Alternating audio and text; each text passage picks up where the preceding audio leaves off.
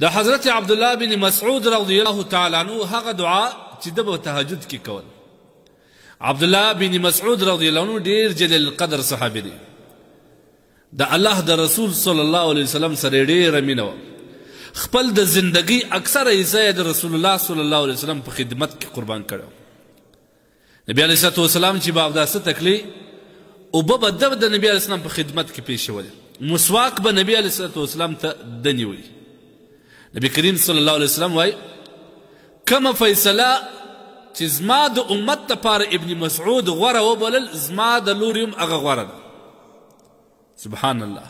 ډیر جلیل القدر صحابي دی، فقیه صحابي دی، په فقاهت کې لا مثاله دی. دا حضرت عبدالله بن مسعود رضی الله تعالی عنہ ته الله سبحانه وتعالی ډیر ښکلی آواز ورکړی او ډیر زبردست قرآن به ویلی. کان عبدالله رأسا فی تجوید القرآن. د قرآن په ښایسته ویلو کې دی د ټولو سرغنه و، د ټولو سر و. ډیر بهترین قرآن به د ویلی. یو وخت د قرآن ویل د تهجد وخت و.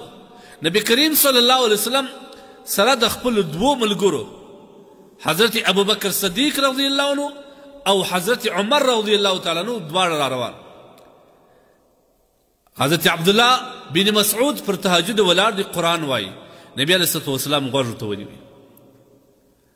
عبدالله رضی الله تعالی عنه د سوره النساء یو څو آیاتونه وایي. نبی علیه الصلوة والسلام ډېر خوند پر واخیستی. کله چې عبدالله قرآن ختم کړي نبی علیه الصلوة والسلام ورته وایي ای عبدالله وغواړه څه غواړې الله به درکوي انشاءالله. کومه دعا غواړې؟ عبدالله بن مسعود رضی الله عنه د نبی علیه الصلوة والسلام په مینه کې غرق و.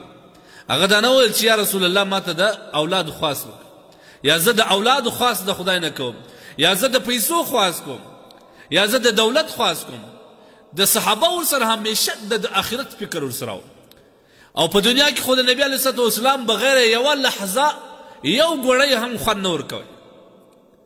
په آخرت کې هم د نبی علیه الصلوة والسلام ملګرتیا غوره کول او خوښول. عبدالله رضی الله تعالی عنه لاس پورته کړي د خدای نه دعا غواړي، ځکه نبی علیه الصلوة والسلام سل تعطه، ته وغواړه الله سبحانه وتعالی درکوي انشاءالله. عبدالله عجیبه دعا کوي. سبحان الله. دا دعا باید موږ هرو مرو زده کړو. که په عربي نسو کولی په پښتو یې زده کړو. ډېر بهترین دعا ده. حضرت عبدالله رضی الله تعالی عنه لاسونه پورته کړل.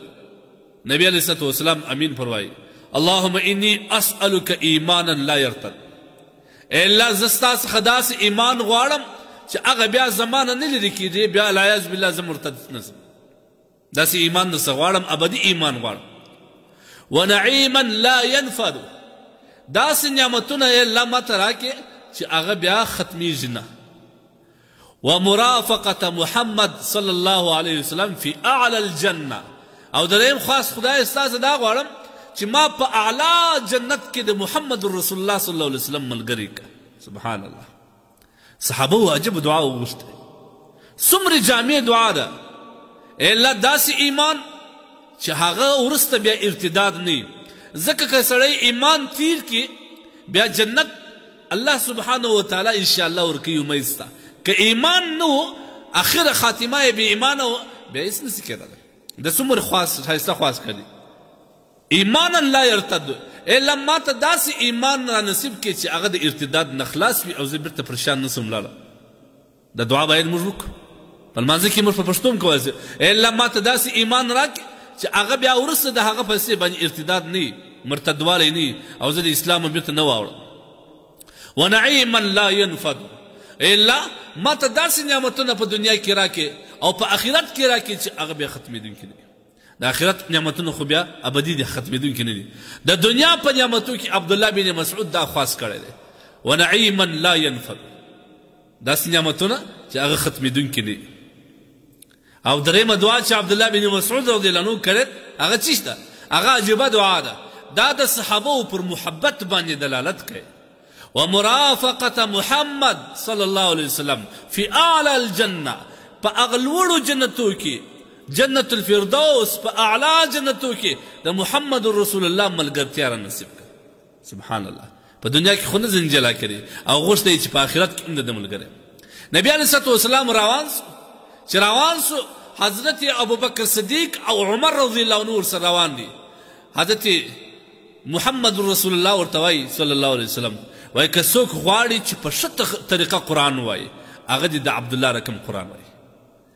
حضرت ابوبکر صدیق ډېر خوشحاله شو، فورا رالی عبدالله ته ویل خوش خبرې دې وي تا ته، نبي علیه الصلاة وسلام ته ستا قرآن دومره خوند وکړي، خوند یې ورکړي او هغه وفرمایل که زما په امت کې بهترین قرآن ویل څوک غواړي د عبدالله رقم قرآن دی وایي. عبدالله ډېر خوشحاله سو، پسې په عمر رضی الله عنه په پسې و. عمر رضی الله عنه هم دا زیری ورته رالی، دا زیری عبدالله ته راوړي. عبدالله ورته وایي چې دا زیری ستا د مخه ابوبکر صدیق ما ته راوړي. حضرت عمر رضی الله عنه سر وشوي، نیکبختي دې وي عمر ته چې ما هر څه کوشش کړی دی چې زه د ده څه د خیر په کار کې مخته سم، خو نه سم مخته کېدلی. دا ما کوشش بلي چې د ابوبکر څخه مخکې زه راسم او دا خوشخبري تا ته ووایم، خو بدبختانه نه سم در مخه. خوشخبري دې وي ابوبکر لره چې هر وخت ما دا کوشش کړی چې زه د ابوبکر څخه د خیر په کار کې مخته سم، خو نه سم مخته کېدلی. نو مقصد مې دا و عبدالله بن مسعود عجیبه خواست کړی دی او دا یې موږ دپاره یو عجیبه تعلیم دی چې امت د محمد رسول الله صلی الله علیه وسلم هغوی به هم دا دعا کوي او د خپل نبي سره به دومره مینه ساتي چې په دعا کې به د الله جل جلاله څخه دا خواست کوي چې په دنیا کې خو ماته د ده زیارت نصیب نسو، د ده صحبت ملګرتیا نصیب نسو، الا په آخرت کې ما د ده د ملګرتیا څخه ما بې برخې کوه، ما او دی سره یو ځای کړه. دا دعا موږ کولی سو او الله مهربان ذات الله به موږ ته هم راکوي.